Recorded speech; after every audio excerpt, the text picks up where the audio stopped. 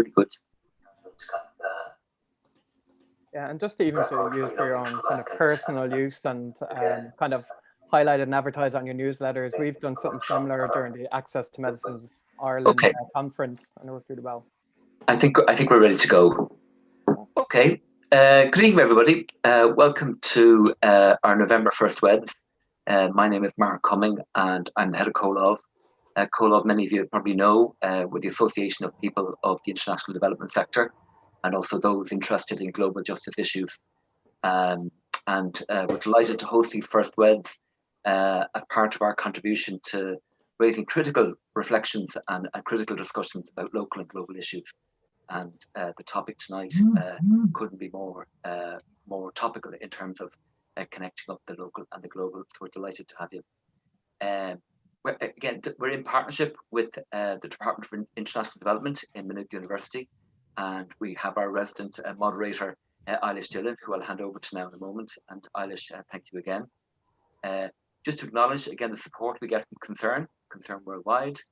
And again, if you like what you hear tonight and Comhlámh appeals to you, maybe think about getting involved, maybe joining Comhlámh, getting involved in one of the various activist groups, including the Access to Medicines, who have worked with our communications officer to bring tonight's event together. We also rely on donations from members of the public, so do feel free, if you can spare the price of a cup of coffee or a lunch, to go onto our website and think about donating. So the last thing then, before handing over to Eilish, again, if you're on Twitter, we have the hashtag #FirstWeds. And again, if you like what you come across tonight, please do like and share out the YouTube channel. So without further ado, I'll hand over to Eilish. Thanks. That's great, Mark. Thanks a million. Hi, everyone. You're very welcome to this month's First Wednesday. And this evening, we're going to take a welcome respite from the US elections, and we're going to look at, I suppose, bring us back to COVID, but in a positive way, in the sense of looking at questions around access to vaccines. And really great thanks to the Access to Medicines group in Ireland, members of Comhlámh, who have helped to put together this evening's discussion. And many of us are concerned about, obviously, about COVID and about access to vaccines that may become available. And tonight's discussion will open up big questions and bring to the fore the broader justice, legal, equality, and democracy issues around health and medicines, and in particular, in this context, in relation to COVID-19. And what happens when vaccines are being developed? Many of us are aware that a lot of vaccines are in development, but what happens when they are developed? What are the issues around access for people in countries around the world where health systems are under threat or where they have been destroyed over many years of lack of funding?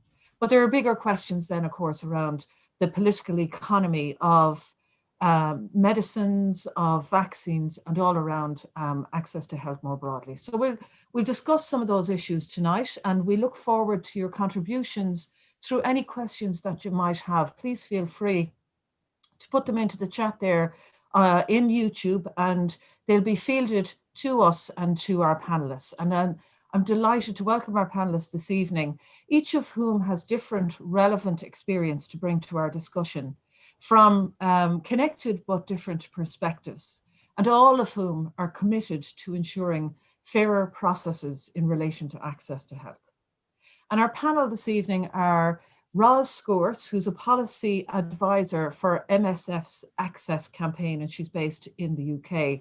And Roz predominantly works on issues related to ensuring equitable access to medical products globally. And so she'll talk from that perspective. And Dr. Aisling McMahon, who's a colleague of mine at Maynooth University, assistant professor of law at Maynooth. And Aisling's area of focus is all about medical and intellectual property law, especially when it pertains to patents. And of course, that's really important when it comes to vaccines and COVID. And Aisling will talk from that point of view. And Robbie Lawler, who's a co-founder of Access to Medicines Ireland. Robbie has a lot of background in activism around HIV and access to various medicines in regard to that, and he's a PhD candidate at DCU, and he has, as I mentioned, particular interest in grassroots activism and access to medicines movement around Eastern Europe, and he's doing his research on exploring HIV and Hep C treatment activism in Ukraine. And of course, they can each tell you a little bit more about their own work as they go through. So I'll just give a little bit of a background, I suppose, into how we'll go about this evening's discussion. And we like to keep it a little bit informal, but also to give you opportunities to hear from people, their different experience. So I'll start off with just a general question to everyone about this issue and why it's so important. And then I'll give each of the speakers an opportunity to speak just for a little short while from their own experience and I suppose highlighting anything that we can learn from that. And then I'll open the floor for discussion. So please feel free to post any questions or any comments that you have as you hear the speakers going through, and I'll draw on those towards the end. Well, not even towards the end. We will give plenty of time for discussion. So I hope you find the discussion really interesting this evening. And we were talking about it earlier on before we started. I guess we hope that we'll also provide some hope and avenues for activism. So avenues for how we can engage in solidarity on this issue. So please, as Mark was saying earlier on, please do tweet if you tweet using the hashtag #FirstWeds, or if you're engaged in Facebook, share and like the YouTube channel.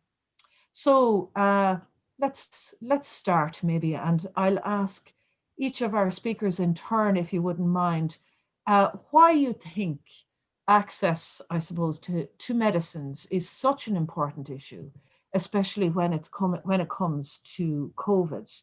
Why is it that we should all be here this evening considering all of this? Can we start with you, maybe Robbie, this time? Yeah, of course. Just firstly, thanks so much for moderating tonight, Eilish, and thanks so much for Comhlámh for hosting us to talk about this super important and obviously very topical topic of interest, which is access to COVID diagnostics and vaccines and therapeutics. And I guess when I talk about access to medicines and maybe my own motivation of being part of this movement, it kind of comes from my personal perspective as someone who lives with HIV. In 2012, when I was given my diagnosis, I was very naive, or I didn't really think twice about the fact that I was offered 6 HIV medications and I'm on my 6th one now because many different medications just were not working for me. And I never thought twice about it. However, when I started working in activism and I started meeting activists from all over the world, people living with HIV all over the world, and they would tell me horror stories about how their family died of AIDS, or their friends died of AIDS, or their work colleagues died of AIDS because they didn't have access to treatment, or the fact that they were on only one line of treatment, the treatments that I was on, and it had such bad side effects. That's the only option for them. And yeah, I get 6 without even have to think about it. And it's simply because I was born, the happenstance of that I was born in a country that's high income country, and that I have a healthcare system that was willing to pay for it. And I guess at that moment, it burst my bubble. All I thought about HIV was living with HIV in Ireland. But I guess at that time, I had to really grapple and think heavily about who puts this value on my life. Why is it that people say that, Robbie, your life is more valuable than these amazing people who I have met all over the world, and the lives of their family, their friends, their work colleagues, their loved ones. And I looked into it more. I met amazing kind of activists. I met patient representatives. I met doctors who really wanted to make a change in this area. And what we realize is that there are different ways out there in how we can price medicines that make them more equitable. So the fact that this is going on kind of really inspired me to try and push for those. Now, why is this related to COVID now? It's because the same thing that I seen with all my friends living with HIV across the world, it's going to happen with COVID vaccines. It's going to happen with COVID therapeutics. And I don't want to speak too much to that because I know Roz and Roz and Ashton will speak more of it. But that's why I think it's so important, because history is repeating and repeating itself during these global crises, especially when there are different alternative solutions out there that we can push for. In my kind of 10-minute spiel that I'll be given later on, it won't be doom and gloom. I will be talking about, well, hopefully I'll be inspiring some sort of hope and confidence in the process by showing examples of access to medicines activism that made massive change. And I think now is a time that we can make that massive change. So that's brilliant, Robbie. Thanks a million. Just one quick question before we move on. You talk about diagnostics, vaccines, and therapeutics under an umbrella term of medicines. Is Absolutely. That correct? So we're talking about COVID technologies. Pardon? I guess in this conversation, we're trying to go broader than just access to vaccines. We're talking about COVID technologies as a whole. If we want to stop this pandemic as soon as possible, we need access to all three as soon as possible. Right, brilliant. Okay, thanks a million. That's really helpful. Thanks very much. So moving from you, Robbie, can we move in then maybe to Roz? Would you mind saying generally why it's important for you? Hi everyone, thanks very much, and thanks a lot for inviting me to speak tonight. It's great to be here and distracting myself from the US elections also.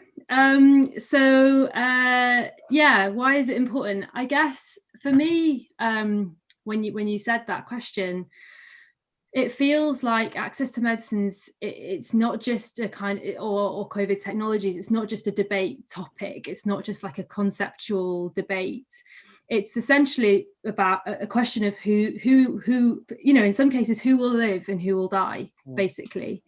And the big question is who, because as Robbie said, the inequity in that question is huge. So as we're already seeing now, this is playing out as it has done before, and it's who will get access to COVID technologies and who won't is being determined now on a huge scale. Globally, it's playing out as we've seen before with HIV, as Robbie mentioned. And so, you know, I don't think that, well, it's such an injustice, isn't it, to essentially die or suffer from a disease when you know that there is a treatment or a vaccine that could have prevented that from happening somewhere else available in the world. And so access to medicines is about ensuring equitable access for all, not just those living in rich countries who are powerful or rich enough to afford access to them. And so I think what COVID is really doing, again, is highlighting the systemic issues that we're seeing in the system, essentially, that like we saw with HIV, it's once again putting a spotlight, essentially, on the kind of biomedical, both research and development system, but also the intellectual property system, how different diseases are prioritized and researched, and how access to those is prioritized also, and the systemic issues that we face in those areas, in those models, and how that all functions right now. And COVID is kind of, in a similar way to the HIV crisis, is really putting a spotlight, because there's so much attention, so much money, so much investment, and so it's all playing out on a kind of huge scale, in a similar way to what it did in the HIV crisis. And obviously it's a huge pertinent question for everyone around the world, essentially, in a global pandemic, who will get access and when. And so the potential injustice that will result if we allow these systems to continue to play out in the way that they currently are already, and have them before, and will continue to do so with other diseases, is the big question, and I think why it's so important.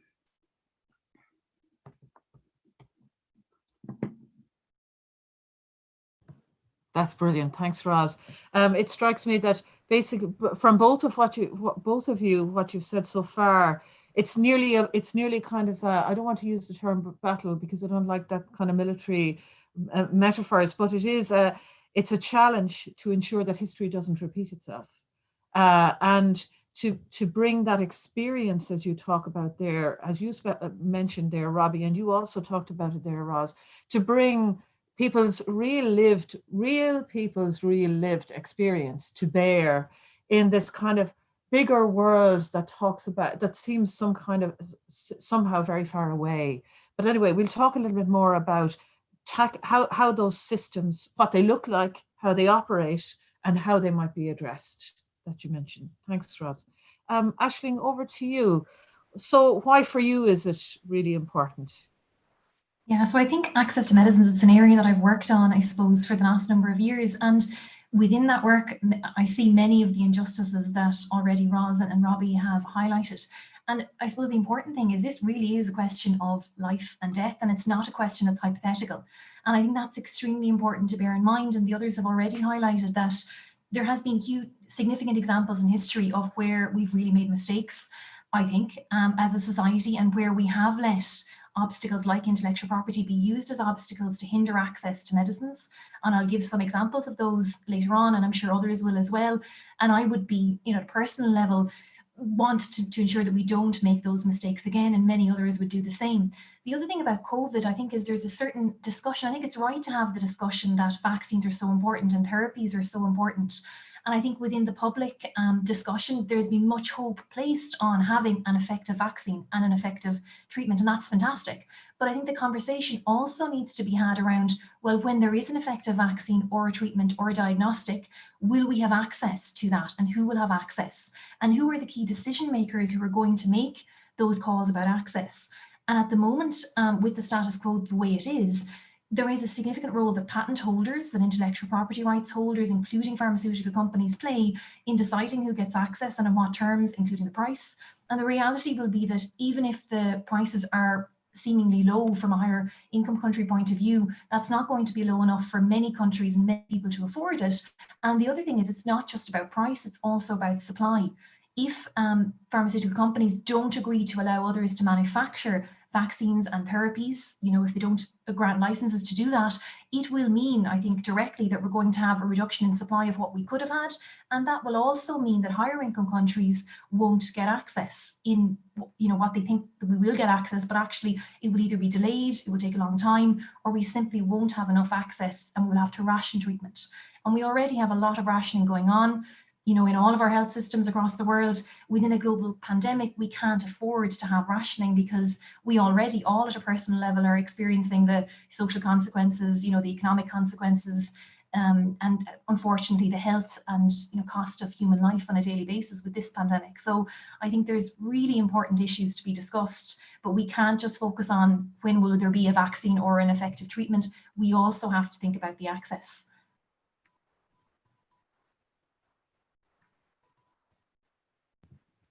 That's brilliant, Aisling. Thanks very much.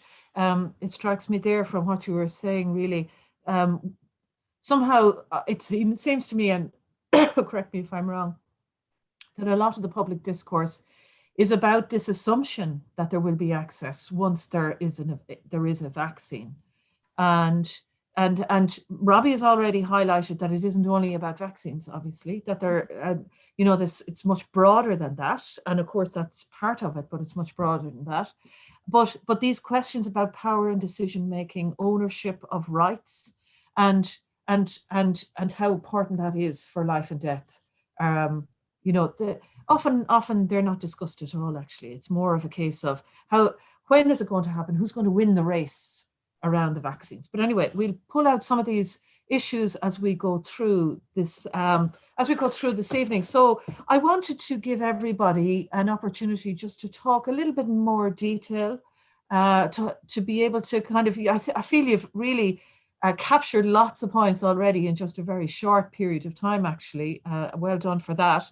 But just to maybe take a little bit more time to explain, I suppose, what your key areas are in relation to all of this, and what kinds of lessons that you feel that we can learn from your angle or your experience. And we're going to start with you, Aisling. I know you're going to focus a little bit on patents and some of those questions that you've that you've mentioned. I think you have some slides that you'd like to share with us. So just about 10 minutes each, if that's okay. But we'll start with you, Aisling, and then I'll introduce the others. Perfect. I'll just share my slides if that's great. all right. Thanks. So hopefully you should be able to see those slides now. Can you see that? Yeah. And I'm just going to put it on slideshow mode. So hopefully you can still, everyone can still see that. Great, thank you. So my area, I suppose, my background really, and what I feel is most relevant in this context is the role, as Roz mentioned as well, that intellectual property rights can have within the broader access to vaccines, medicines, and diagnostics for COVID-19. So I think this is really important to pause and to consider what patents are and also why they are important. And I think this is extremely important mostly for the public to have an awareness of this, because it's by having that awareness and it's by civil society action in the past that actually there's been significant change achieved. So this is not a doom and gloom presentation. I think patents can have the potential to cause significant impacts on access and also delivery of healthcare. But nonetheless, civil society action, public action has led to significant change in the past, and there's no reason why that can't happen for COVID-19 either. But first of all, to consider, well, what is a patent? And a patent, essentially, in simple terms, it's an intellectual property right which allows the person who has the patent a right to stop others from using their invention. So many patent holders, including pharmaceutical companies, would have patents over technologies. And really it's seen as an incentive because it encourages people to develop drugs, perhaps, because they get that right to stop others using their invention, and therefore they can develop an income stream from their technology. But it can pose significant issues for access and delivery of healthcare. And one of the primary issues here is that there is no way, countries have to make available patents on all fields of technology under international intellectual property law, including vaccines, medicines, elements of diagnostics, and medical devices. So there is no way that countries can simply say they will not make patents available on, for example, vaccines or medicines for COVID-19 under the current system as it's currently devised. And for that reason, we have to trust a lot in what intellectual property holders do, unless we design a better system or a system which facilitates us to make changes in the way in which these actors are operating if we feel they're not licensing responsibly. It can have an impact on access and delivery to technology, because if we say, for example, that there is an effective treatment for COVID-19 developed, and we know that it's effective, the reason that we may not all necessarily have access to that is because much will depend on how it's supplied by the patent holder and what that patent holder chooses to do with that particular treatment if it has decided to patent it. For example, a patent holder, as I said, can stop others using their invention. So they can refuse to give permission to anyone else to manufacture their particular drug, for example, for COVID or any other disease. They could also decide to set a price at a particular high level. And because if they refuse others permissions to make that drug or to sell that particular drug, that could mean that they become the monopoly or the sole provider. And we know it's a basic, economic fact that if there's only one provider within a market, you're going to have an increased or potentially an increased ability to have a higher price, and people essentially won't have alternative options, so they will have to pay that high price if they can afford it. The other thing, though, it's not just about price, it's also about supply. If you have one provider and if they're refusing to allow others to make that particular medicine, for example, they will only have a certain manufacturing capacity because everybody only has a certain manufacturing capacity. And that will mean that you're stopping other manufacturers from making that particular medicine or other technology. And that can impact the supplies of medicines for COVID-19 or for other diseases. It can also impact research because other actors may be afraid to research a particular new development to a drug or vaccine because they may fear patent infringement and being sued for that, which can cost in the millions, thousands or millions if you are sued. And this is also not a hypothetical issue. We have seen in the past numerous examples, too many examples really, of where patents have actually impeded access and delivery of healthcare. And these slide, I suppose, shows some of those examples, and I'm happy to speak more on it later. But just briefly to highlight two of those on the slide. The first one is, of course, many may be already aware of within the HIV and AIDS crisis in the 90s and 2000s. At that time, there were available antiretroviral drugs which were proven to have some effectiveness at the time. However, initially those drugs were far costing far out of the reach of what many individuals could afford, particularly in lower income countries. So you're talking about costs of $10,000 to $15,000 US per person, per patient per year, which was simply unaffordable for many, many people for a very long time. You had at the time, millions suffering and indeed dying from HIV/AIDS in sub-Saharan Africa in particular, and you had civil society groups petitioning for change, knowing that there were drugs that could help the plight of many individuals, but they simply were not being provided because of issues around price and issues around access. That civil society campaign, though, eventually was very successful. Over time, it led to more and more public awareness of these issues. It led to huge amount of action and petitioning for changes in the intellectual property law framework. And then in the early 2000s, in 2001, you had an Indian company offering to produce drugs to treat HIV/AIDS at a cost of less than $1 a day. And when they did that, that really changed the landscape. But a lot of that was achieved as a result of civil society action and activities in the area. Later that year, you then had the IP laws changed. Well, not changed, but an adoption which clarified that intellectual property rights, there could be flexibilities or discretion in how they were applied when they affected public health in that context. And I'm happy again to say more about that. And eventually these campaigns led to some patent holders agreeing to share their IP. I know Robbie will speak about that later. And it also led to some countries saying that actually they were going to force patent holders, they were going to use the technology under compulsory licenses, again, facilitating access in many lower income countries to drugs that were necessary. However, it's important to say this is not just an issue that affects lower income countries. It does affect lower income countries, but it also affects higher income countries. And we're going to see probably more and more of that, unfortunately. And the second example that I'll just point to is the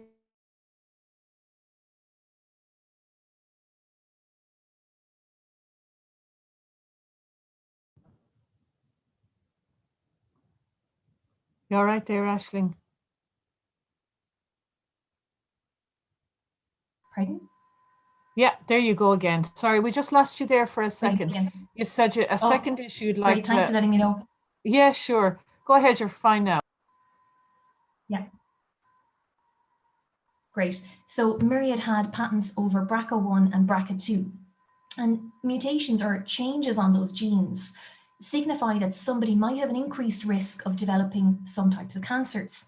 So for that reason, if somebody thought there was a hereditary risk, they might choose to get genetic testing to see whether or not they actually had those types of changes, and then they might take preventative surgery. So these again were extremely important genetic testing options that people would have. Myriad, though, because it had a patent, refused any other parties in the US context the ability to conduct genetic testing. So it became the sole provider of genetic testing for BRCA1 and BRCA2 in the US context at the time.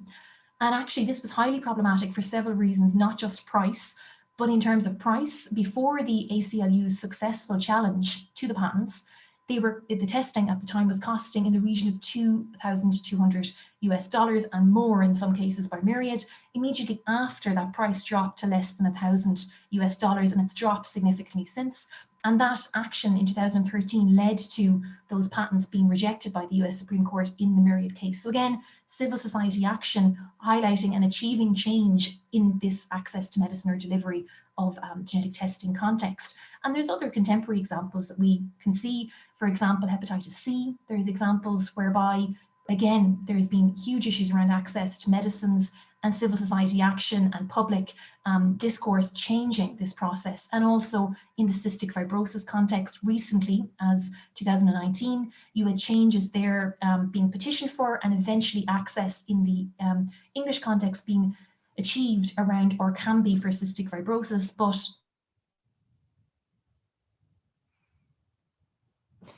so we've just lost you again there. Just another few minutes anyway, Aisling. Let's hope that we can get you back for those last few minutes there. Yeah, there you are again, you're grand. Can you hear me now? Yeah, just another few minutes, yeah. Sorry about this. Yeah, no, you're grand.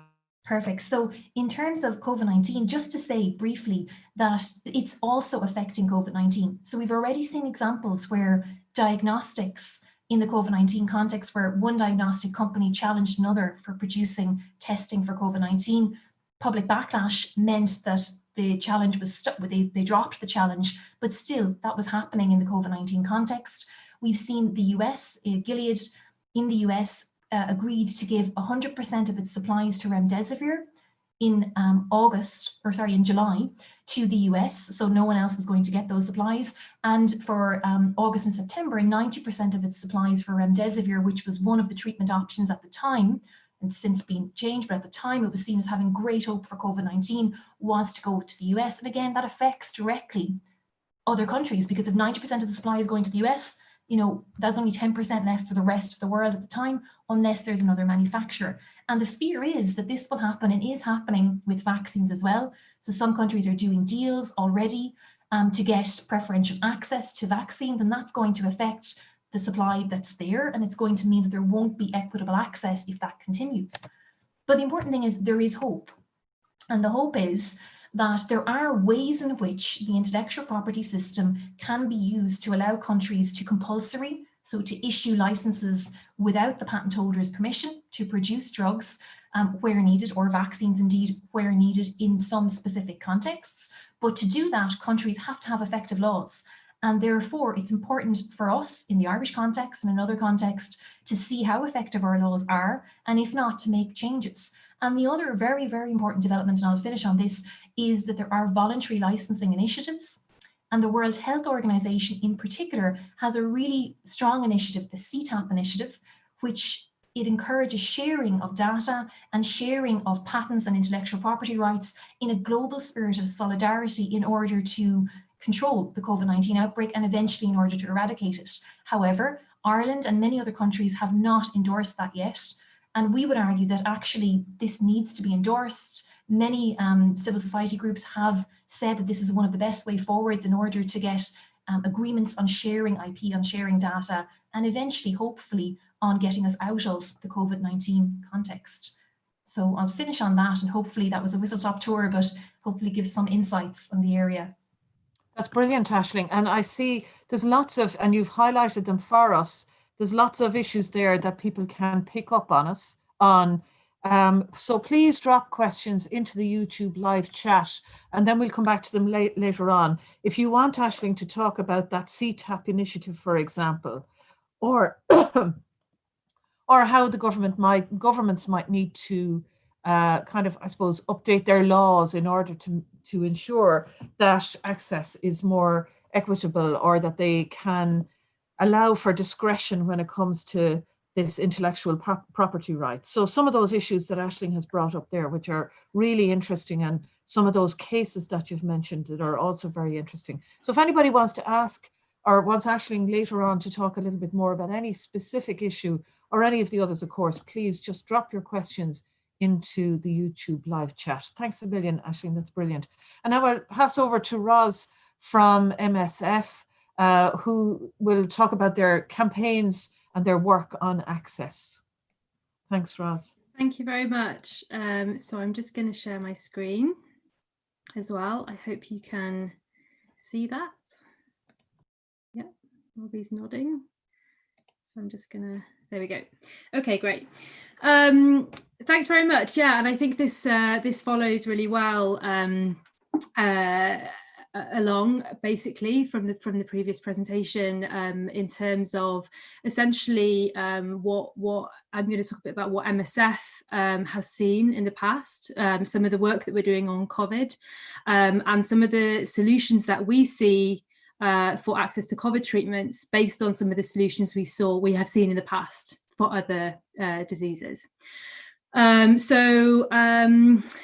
Yeah, firstly, quickly, I'll just talk a little bit about what MSF, how MSF is responding to COVID, and some of our areas of focus. So MSF is now responding to COVID in over 70 countries. This is integrated into many of our existing projects, but has included for the first time operations in the US, UK, Switzerland, Germany, and other EU countries, which is pretty unprecedented for a global humanitarian organization to be working in these countries, which just shows that, you know, the kind of unprecedented times that we live in and nature of this pandemic. So MSF's response operationally has focused on 5 key areas. So firstly, protecting vulnerable people. So that includes homeless people, people living in camps or in overcrowded conditions, maintaining existing healthcare services. So that includes trying to prevent disruption to other areas of the healthcare service provisions, such as maternity services and routine immunizations, because obviously the collateral damage of COVID is likely to be huge on other areas of the healthcare system. Protecting healthcare workers, so access to PPE or personal protective equipment has been a huge problem for MSF, but also in the health services in the places that in the countries that we work. So that includes protective equipment for responding to COVID, but also for existing work for other infectious diseases. Protecting those most at risk. So those with underlying conditions, suffering from malnutrition and the elderly. And obviously the final area is on access to COVID medical tools. So that includes, as Robbie said, diagnostic treatments and vaccines. And for MSF, that's obviously around ensuring access to these products for MSF, for the countries where we work and beyond.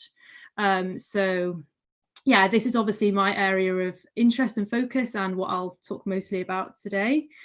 So as I mentioned briefly earlier, COVID has basically put a spotlight on many of the access challenges that we have been seeing for many years. So these access challenges are not limited to COVID. They're not something that we've suddenly seeing emerging due to the pandemic. They're issues that have been around for many years, that we have seen in the past, and we will continue to see if we don't address the systemic causes of these access challenges. So some of these challenges include lack of financial investment in diseases that are not seen as financially viable. So this is basically where there's no interest in research and development because they're not seen as profitable. So 2 examples, well, one is Ebola, where obviously there was no or very little research and development into Ebola vaccines or treatments until essentially it was too late. And we saw the outbreaks in West Africa, which led to thousands of deaths. And a vaccine for Ebola was only approved late last year. And then obviously with coronavirus, so there's been a huge underinvestment essentially in coronavirus research over the years until now, obviously, and now it's a bit late really. There's now a huge investment in research and development into coronaviruses, obviously because of the pandemic, but obviously we could have been better prepared. So then following on, the patents element, so pharmaceutical monopolies we're seeing, including patents, are a huge barrier, as Ashlyn said, leading to high prices and limited supply. So I'll talk a little bit more about that related to COVID vaccines in a second. But the supply element is particularly relevant for COVID because obviously if you imagine, the scale is on a demand that we've basically never seen before globally. The scale of the demand is going to be global all at once.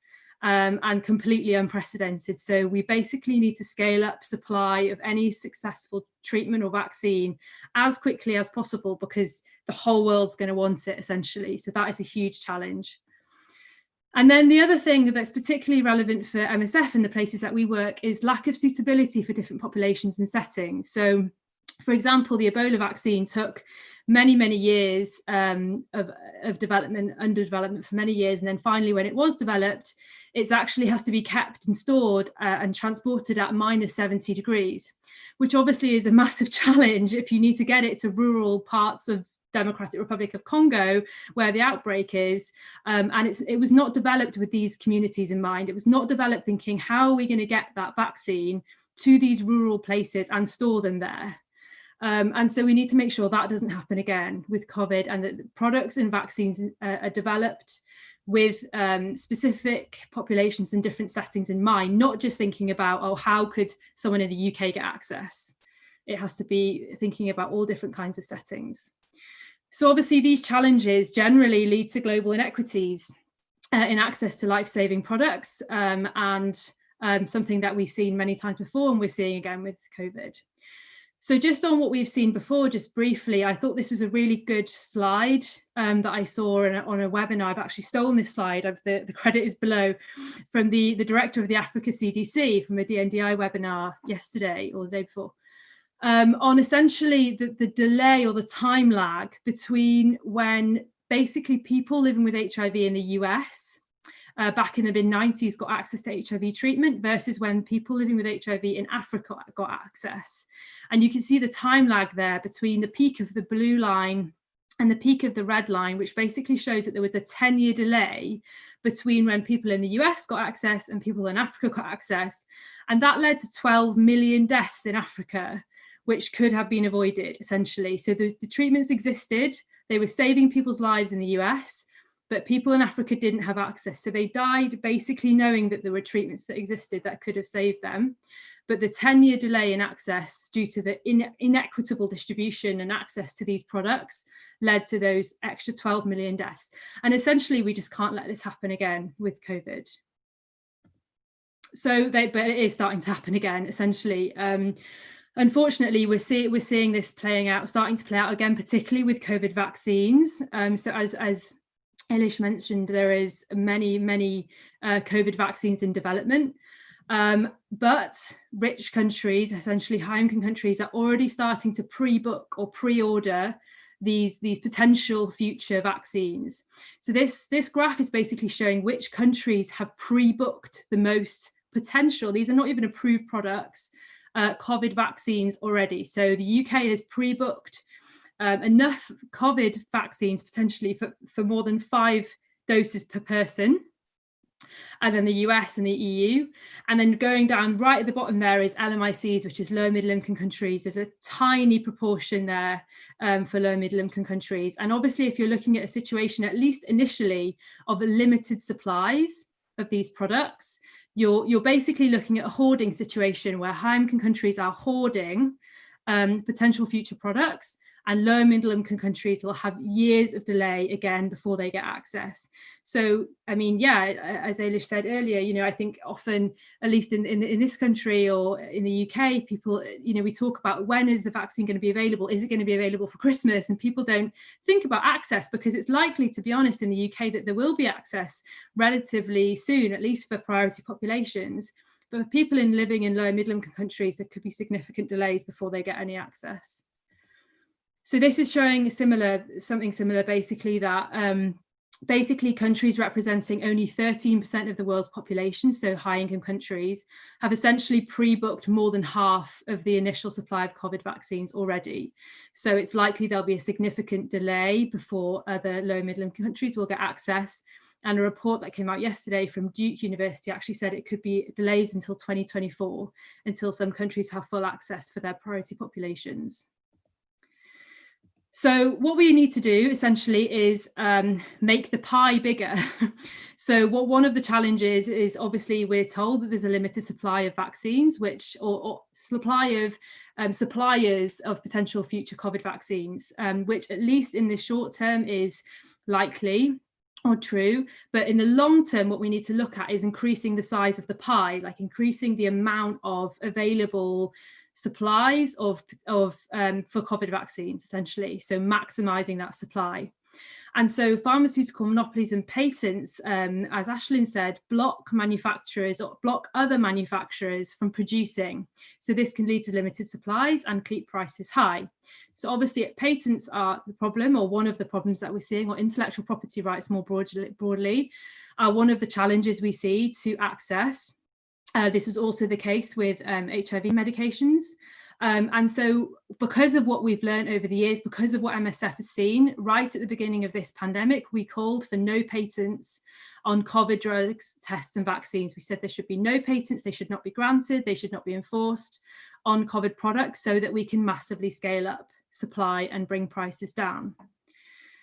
Since then, however, there has been a proposal that has come forward from South Africa, India and other countries, who have said at the international level, the World Trade Organization level, that there should actually be a kind of blanket waiver on intellectual property rights, or including patents, on COVID technologies until there's basically global herd immunity reached. And so what this would essentially do is be a blanket global waiver to say any countries who want to not enforce patents or to scale up supply of approved, promising products or approved products can do so without infringing on anyone's patents or intellectual property. So what this would do is maximize supply, it would bring down prices, and it would increase global equitable access, because it would mean, for example, that manufacturers around the world could scale up and increase access for their countries, but also their regions and beyond. So it would really dramatically improve the supply situation. And it would also mean that we don't have to fight one product at a time. So compulsory licensing is obviously really important as a mandatory measure, where countries can essentially override patents on a product by product basis if needed for public health. But what this would do would be a blanket waiver, which would apply to all countries and all products. And so we wouldn't have to battle and fight for access or against intellectual property barriers, one product or one country at a time. So MSF thinks this is a landmark proposal, and we really are supporting this proposal and encouraging all countries to support it. It's being taken forward now at the TRIPS Council at the World Trade Organization.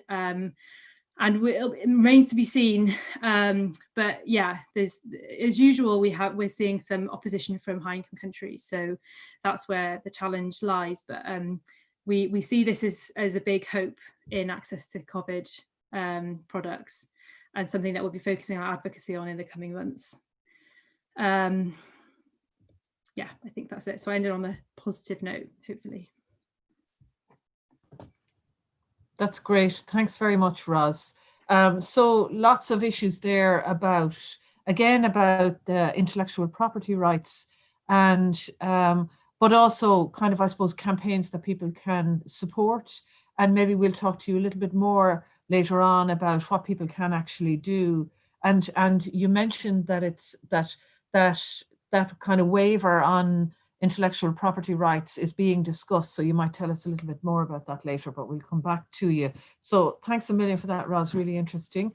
I see a question coming in there, and we'll come back to that in a few moments, but we'll just go over to Robbie first, if that's okay. So Robbie, I guess lots of people are thinking that you might talk a little bit about, I suppose, what lessons we can learn around activism, and both Aisling and Roz have highlighted the connections, I suppose, between kind of activism and civil society engagement around HIV and COVID. And over to you. I don't want to be putting words into your mouth. Thanks a million. Thank you. I'm aware of the time, and I want to have time for questions afterwards. So I'll try and keep it quick. I was trying to break this down, my 10 minutes, into kind of 3 sections, and one was to talk about the social movements of the AIDS epidemic, especially around the 2000s in South Africa. The second stage was talking about multilateralism done right, when I'm talking about the medicine patent pool. And then my third section, I was going to talk about the power of the personal story in campaigning.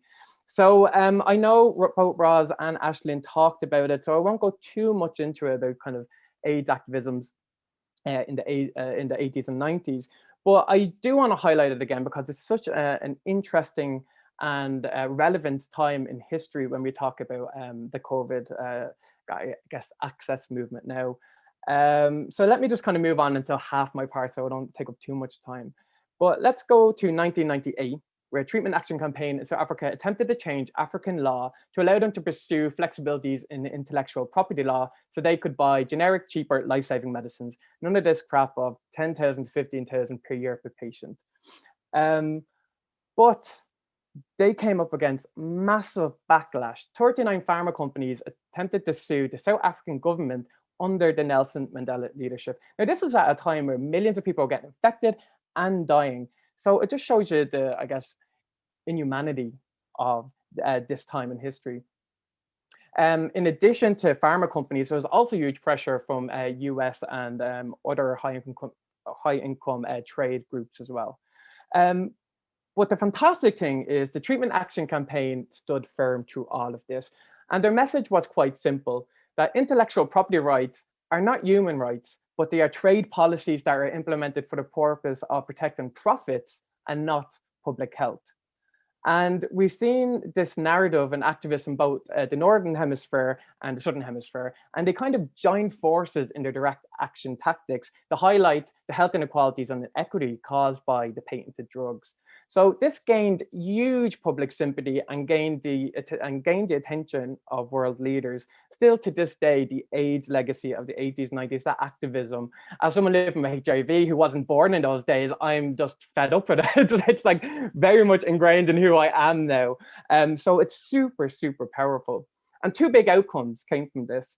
As Ashlyn mentioned earlier, you know, huge public pressure from civil society and working with organizations all over the world and generic manufacturers, they were able to change this hefty price of 10 to 15K, $1,000 to $130 per person per year. So this helped increase coverage massively throughout the years.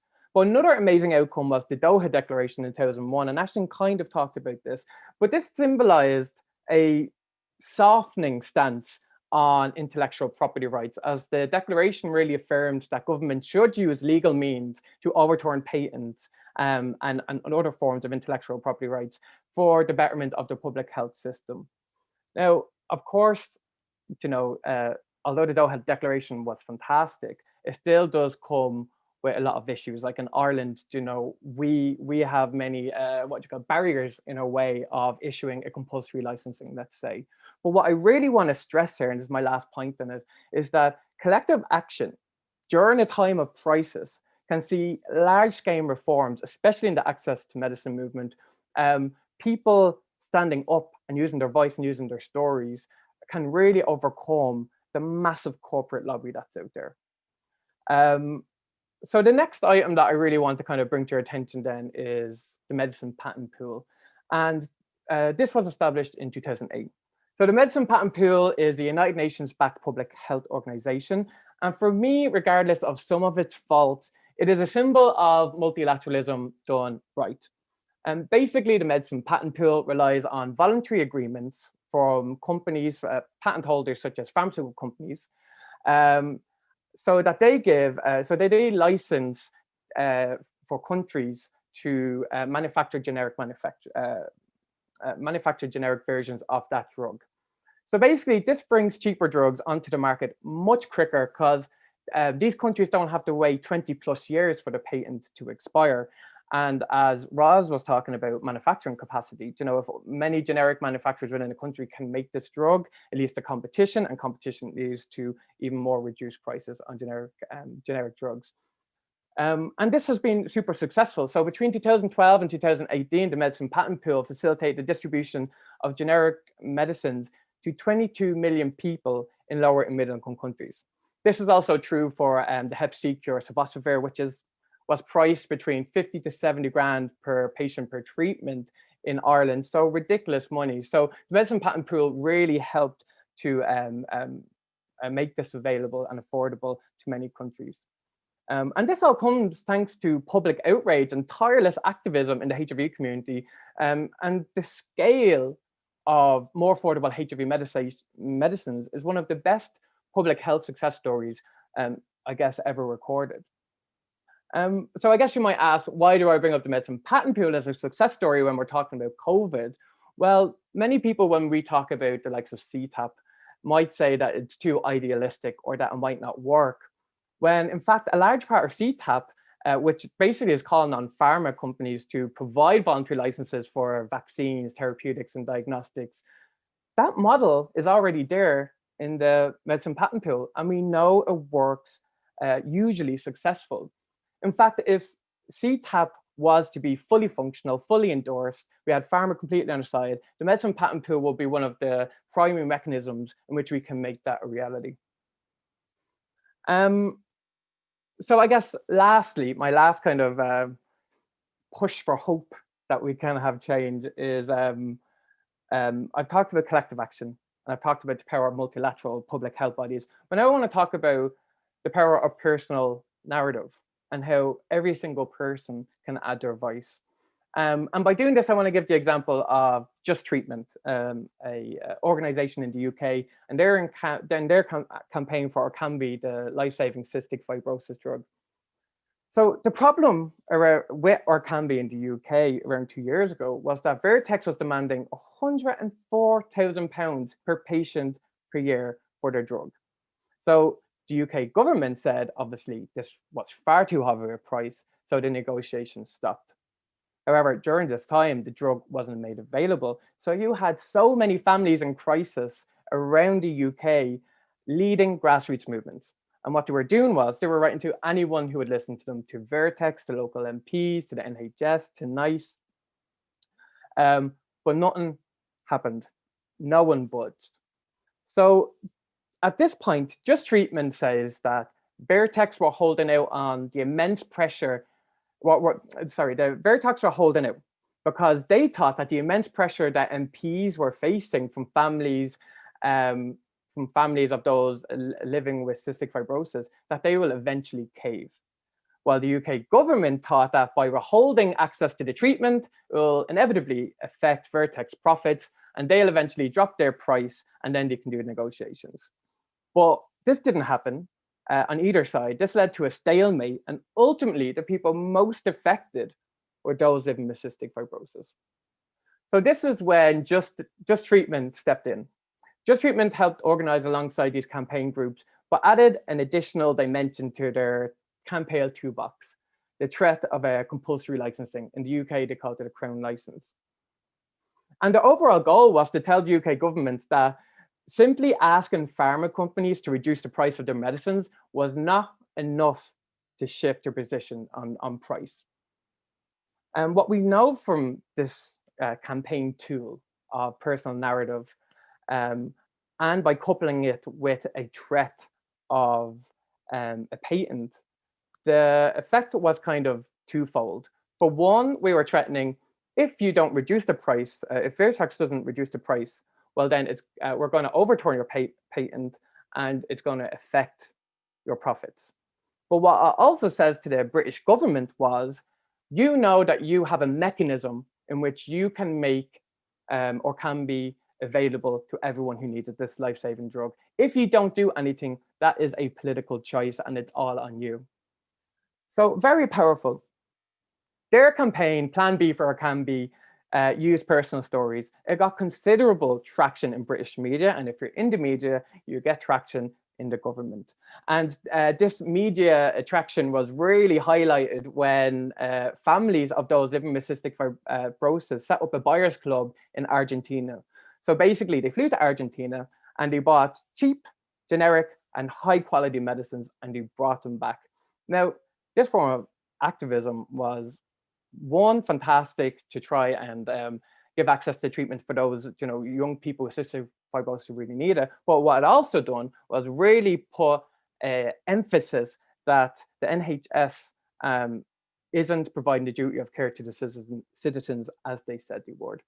So this all produced fantastic advocacy, and it really came to the fore when opposition leader Jeremy Corbyn announced at his party conference that if he got into power, he would overturn the patent on Orkambi. 1 month after that announcement, Vertex struck a deal with the NHS England.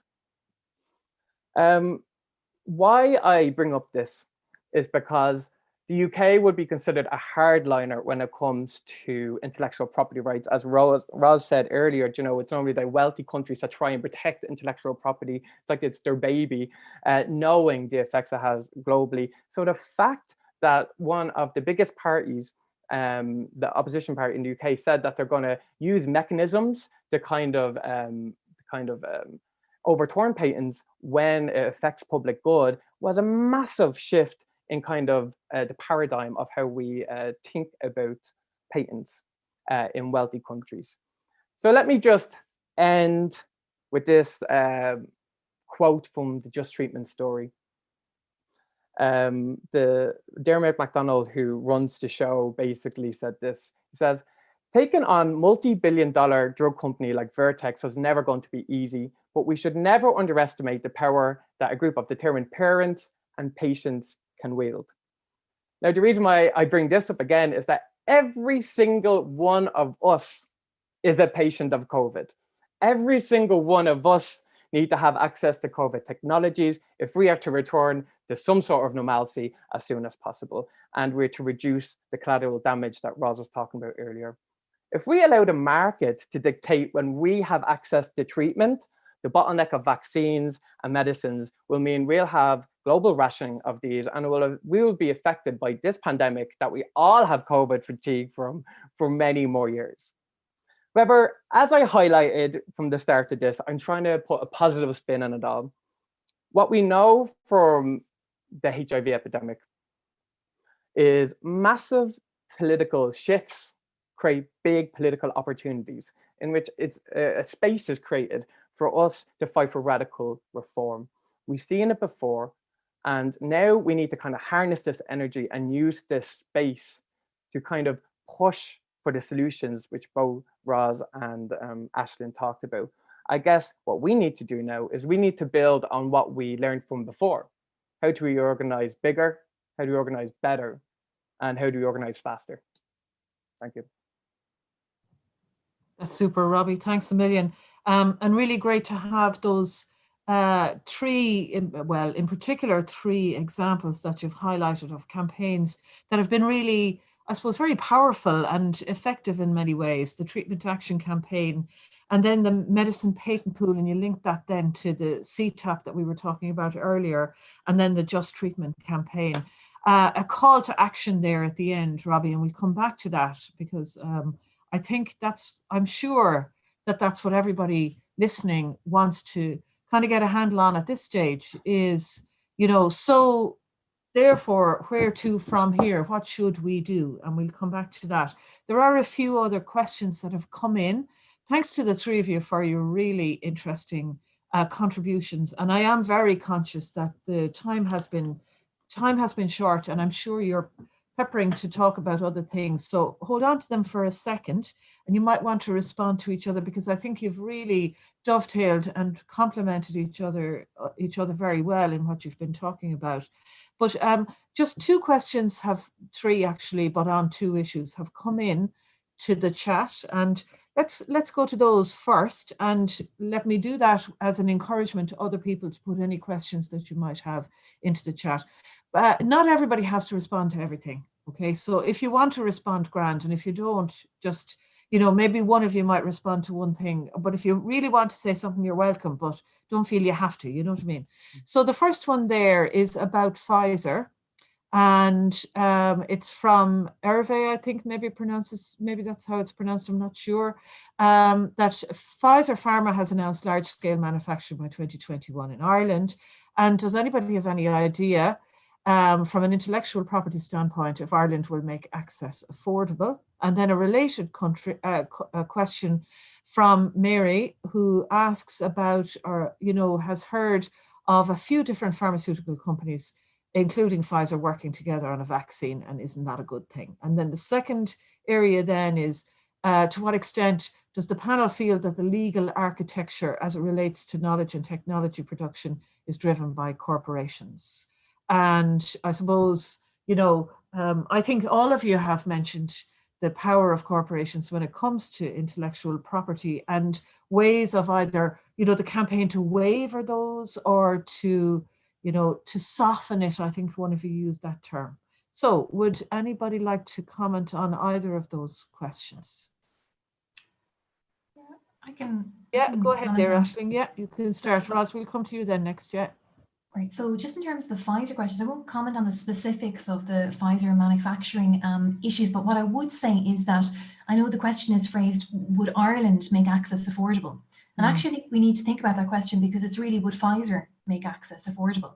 And this is, I suppose, one of the main issues. Intellectual property rights are rights that are held by the company. If they hold that intellectual property over the technology, they have the discretion, not the government necessarily. I suppose we could think about that in the sense that, for example, if a company, whatever the company is, has a patent over a vaccine or a therapy, if they refuse to license responsibly, or in other words, in a way that provides reasonable access, do countries have ways to step in? And they do. So compulsory licensing, which Roz and I and Robbie have all mentioned, there are ways to do that, but countries, often higher income countries such as Ireland, are very reluctant to issue those licenses. So there would be, first of all, it would depend on whether the company that had the patent would be willing to offer it reasonable access. Brilliant, Aisling. Can I interrupt you? Tell us a bit about this compulsory licensing. How does that work? What's that? Just very briefly. Just for people who don't know this area. Yeah, so in simple terms, so as I've said, the patent holder generally is the person that has the right to stop others using a technology, but they can give a license, which is basically a permission to allow you or somebody else to manufacture a product.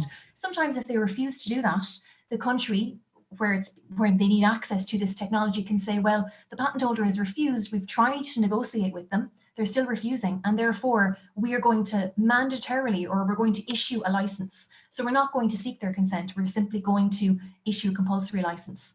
And importantly, in an emergency context, the way in which the system is set up, and COVID arguably is an emergency context, I would say at least, you don't even have to seek to negotiate because it is a public health emergency. Countries can issue compulsory licenses, and some countries have already done this. So Israel issued a compulsory license in March for Caltrera, I'm probably not pronouncing that right, but it's one of the antiretroviral drugs which at the time was thought to be useful in treating COVID-19. And when they did that, importantly, the patent holder said that they would not enforce their IP around the world because they knew that COVID was this threat. So it can actually encourage patent holders to share and to say, well, COVID-19 is a pandemic and we're going to allow, we're not going to enforce our patents, we're going to allow others to use it. And we've also seen Russia more recently has threatened to use compulsory licensing in the COVID-19 context as well. And of course, this has been used in the HIV/AIDS crisis and in other crises in particularly lower income countries in the past. Okay, great, Aisling. Thanks very much. So it seems like, Robbie, you mentioned campaigning tools. So that seems like a real key campaigning tool, especially since patents and intellectual property rights are at the heart of all of this. And in terms of power and decision making and influence, that being able to kind of, I suppose, campaign governments to issue compulsory licenses where necessary, or to try and negotiate around access and price, that those seem to be kind of key tools in the campaigning toolbox. Is that a fair comment, Aisling? I think absolutely it's a fair comment, but countries need to ensure that their laws on this are effective. And talk to me about, tell us about that there just briefly. What do you mean about the laws on this, and how does that, give us an example, because you mentioned that earlier on. So the international framework allows the TRIPS agreement, which is the main IP agreement, it allows countries to have compulsory licenses, and actually it doesn't impose that many. There are some criteria, but in terms of the grounds are quite broad for those at an international level. But then countries at a national level will have their own laws, and sometimes in some countries those can be very bureaucratic. It can be very difficult to obtain a compulsory license. In Ireland, it's, to my knowledge, not been used in the medical context before. And countries as well are often unwilling to use compulsory licenses because they might fear, for example, backlash from industry, or they might fear other issues. And I think there is a real problem. First of all, I think we have to campaign to ensure that the laws are effective if needed. And then also the second thing is to ensure that countries know that they're able to use these licenses if needed, and that they won't necessarily face backlash. And some countries already, actually, by the way, in Europe have changed their laws to make sure they're as effective as possible if they need to use compulsory licenses. So Germany, Chile and other countries have already adopted some changes, making it clear that they can use these licenses for a public health context like COVID. And the other thing I would say is, we've kind of been talking about, well, what do we do if the patent holders don't license reasonably? But it's important to say that some patent holders are already very proactive and are actually licensing reasonably, and are, sharing, or, they're willing to engage with broader society. So the compulsory license, yes, it's important, and it can be used as a threat if needed. But it's also important that patent holders can also, in a COVID-19 context or other contexts, decide to act in solidarity. And some of them, I think, are, and more of them perhaps should. Great, Aisling. Thanks a million. Roz or Robbie, would either of you like to comment on the questions that we have, or anything that Aisling has said there around all of that? Just to kind of add to the compulsory licensing, because it is such a strong tool, the threat of one is enough for pharma companies to reduce the price. So we've seen the Medicine Law and Policy have a lovely database of the global use of compulsory licensing. And you see so many countries have threatened the issue or have issued one, but then they took it back because they negotiated a better price with pharma companies, because pharma would rather have a negotiated price rather than the patent completely gone. So it is a really effective tool, but of course there is, you know, a lot of backlash, as Aisling said, from trade groups specifically. But I should also say that from a European perspective, there's a precedent there. Like, there's been 11 compulsory licensing issued in Europe. So, you know, it has been done in kind of higher income countries. So it's not something that's too radical. It's just something that is actually in international property law, and it's something that we can avail of. Okay, brilliant. Robbie, what did you mention there? Some database. What's that? Yeah, so Medicine Law and Policy is fantastic. It's a fantastic resource. It was set up by Ellen Tahone, a patent lawyer who's done lots of work with Access to Medicines Ireland, and she has lots of resources around access to medicines in general, but she has a database of countries that issued compulsory licensing, and you can see how well they've done in courts and what that happened in terms of price too. Brilliant. And that's called Medicine, Law and Policy. Exactly, yeah. Yeah, for those who are interested. Yeah, superb. Brilliant. Thanks, Robbie. And Roz, coming over to you, and you'll see there's another question in the chat there from Mark Cumming. Has MSF got a view on how many could die in lower and middle income countries if there is a delay in access to vaccines? And it was you who put up that really stark graphic and the information about the delay. I thought that was really powerful. As you said, you borrowed it from someone else, because it's about real people's lives and people dying. So any views on that? And I suppose I'm prompted myself to ask you, in light of what Aisling and Robbie have both talked about, the compulsory licensing and campaigning more broadly, just about the global dimensions of all of this, you know, and how do you, anyway, we'll come back to that. First off, Roz, talk about in answer there, if you don't mind. No, of course. So in terms of how many people could die, I don't think we can really at this point put a finger on that. I mean, firstly, no vaccine so far has actually been approved for use. We're still waiting for clinical trial results. We don't know how many vaccines there will be. We don't know how effective they'll be in different populations, how suitable they'll be for different settings, etc. So I don't think we'd be able to put a finger, a specific number out there in the same way that graph on deaths from AIDS due to lack of access to HIV treatment did in hindsight. So I don't think we'd be able to specifically put a figure on it, but it's clear that, a small percentage of the world's population in high-income countries will likely be covered, whereas a huge population of people living in lower middle-income countries will likely face delays in access. So, and specifically pointing to which deaths would be because of lack of access to vaccines would be very difficult to do, because obviously there'll be other causes of death, and lack of access to treatment and also testing would also be hugely problematic. So I don't think we could put our finger on it, but essentially if vaccine access or access to approved treatments and also testing in low middle income countries is delayed for years beyond what high income countries are getting, then it will lead to millions of deaths for sure. And so, I don't think I'd be able to comment further on that, but it would just be substantial, given the situation that we're seeing right now. Sorry. Yeah, go ahead. Yeah, go ahead, please. I was gonna come back to a previous question. So if your question's related to that, then please go ahead. Well, actually, I know I was just going to ask you to tell us a little bit more, and you mentioned about the campaign for a waiver and the MSF campaign. I'd like each of our speakers to kind of to help the listeners, those who are participating in tonight's webinar, to get a sense of what can they do, where should they find more information, who is mobilizing apart from yourselves, Robbie, and I suppose how are you connecting with others, and I am very conscious of the global dimensions here, based on what you've been saying there, Roz, as well. There are issues for Ireland, there are issues for the EU, for the Northern Hemisphere, but also, of course, for those countries where have bigger challenges, one might say, with our health systems, to put it very mildly. Yeah, no, I was gonna pick up actually on what Robbie and Ashlyn was saying about compulsory licensing and link that to the waiver, and then also what people can do. So yeah, I mean, compulsory licensing is a really important tool. It's critical and complementary to advocacy related to the waiver for sure.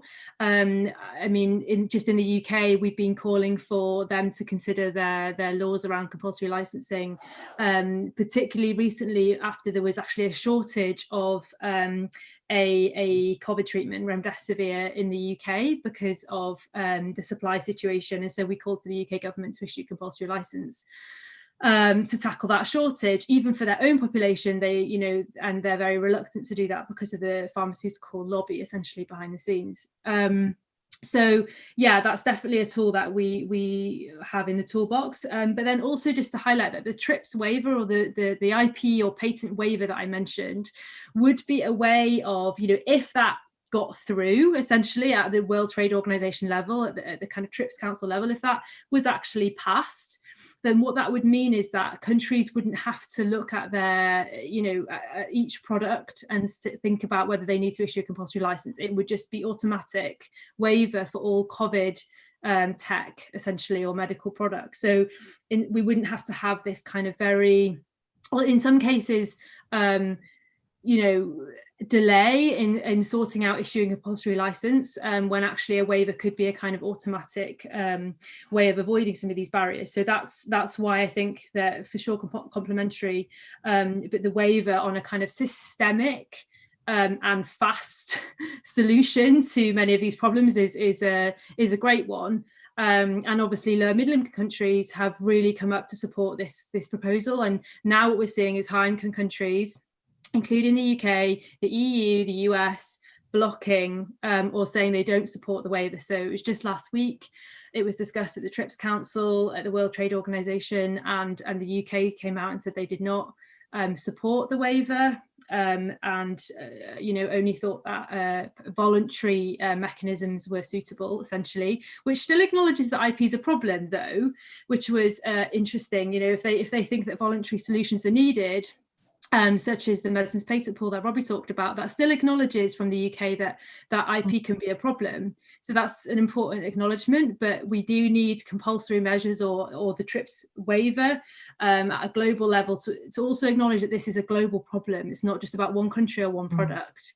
So we're going to be doing a lot of advocacy around this over the next few months. There's a couple of big moments coming up in mid-November, and then early December, mid-December, there's going to be quite a few meetings happening at the TRIPS Council level and the General Council level at the World Trade Organization. And so look out for some advocacy from MSF and other civil society groups on this, including things like writing to your MP to encourage them to support. There's actually a parliamentary debate in the UK tomorrow, and that will include some things around this.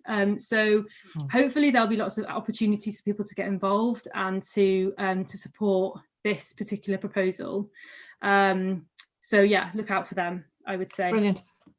So Roz, who are the partners on that, or who's kind of active on that in Ireland? Is it? Good question. To be honest, I maybe put that to Robbie. Yeah, it'd be interesting to know, because we could also connect. Yeah. Yeah, it's quite interesting actually. Not many people are focusing on this in Ireland, and that's a real issue in itself. I think Access to Medicines Ireland is the one really trying to lead on this. And when we go onto webinars, about CTAP, we have these kind of world leaders and civil society organizations, and they're going to be like, we have the right knives from the top, but we don't have many organizations at the bottom really pushing for this, for the national governments to focus on this. So I think from our perspective as an Irish organization, we're trying to push the Irish government to push for this. And just to answer one question, because it's important here, you're like, if the UK is hardcore on patents, how would you rate the Irish government position? And that's really important, because the top tech and pharma companies are based in Ireland.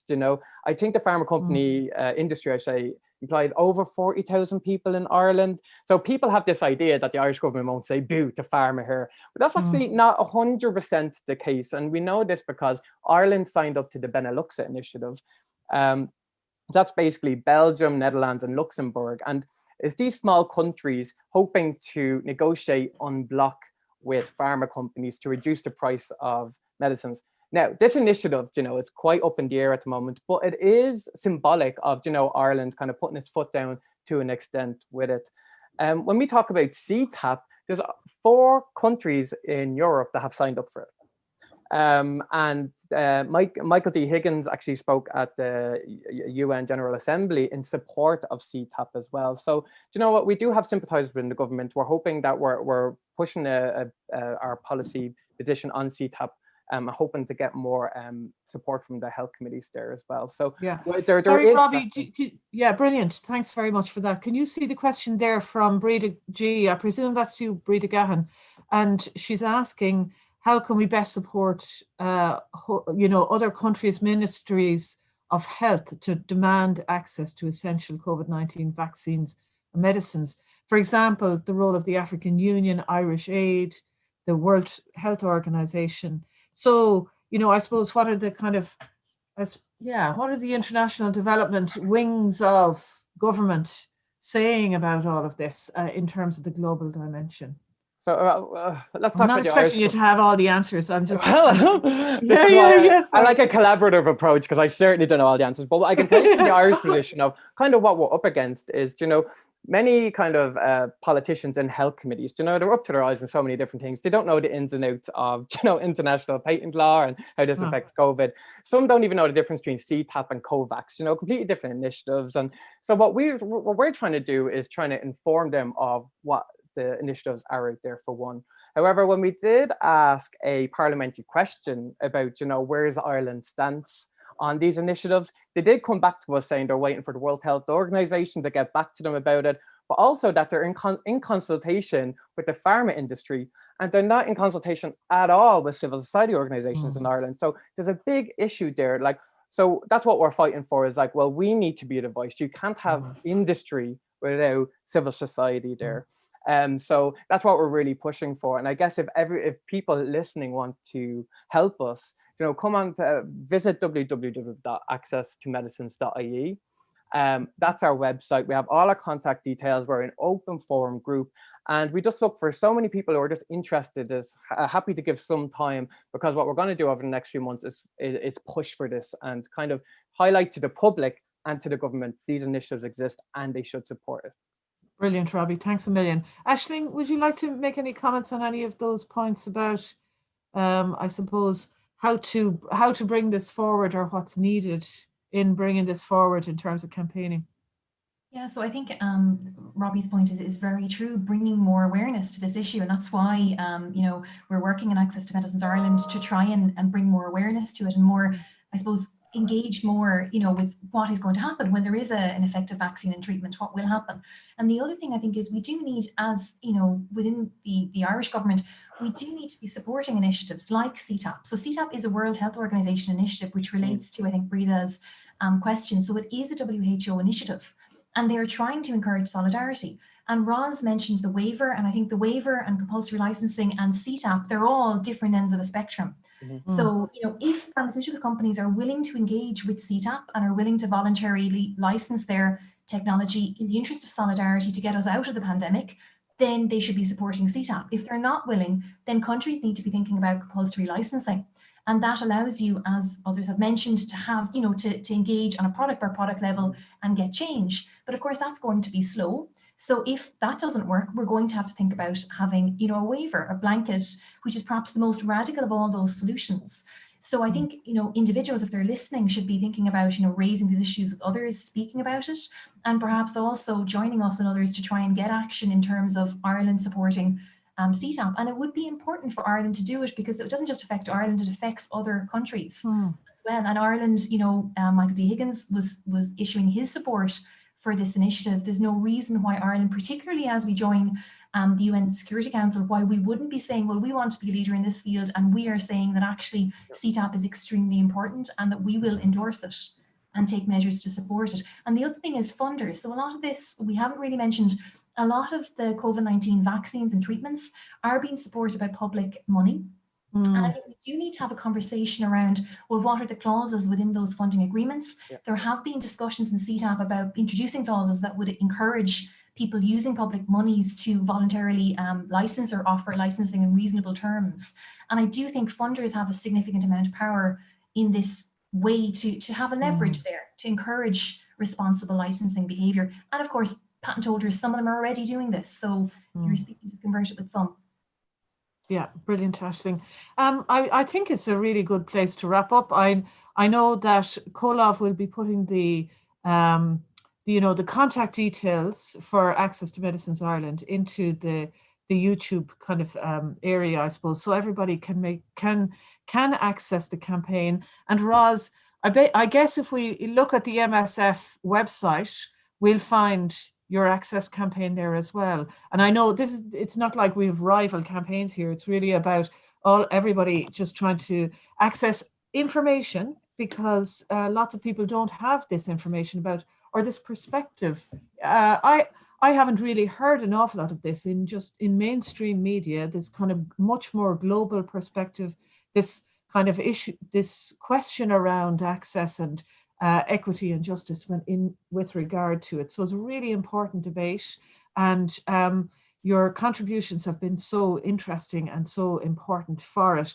And I guess what you're all saying is, everybody get active and learn more and kind of hook in together a good bit more in order to make sure that governments and others, I suppose, put in place the kinds of laws and the kinds of processes that need to be in place, so that we don't have those delays, and so that much more people get access quicker, really.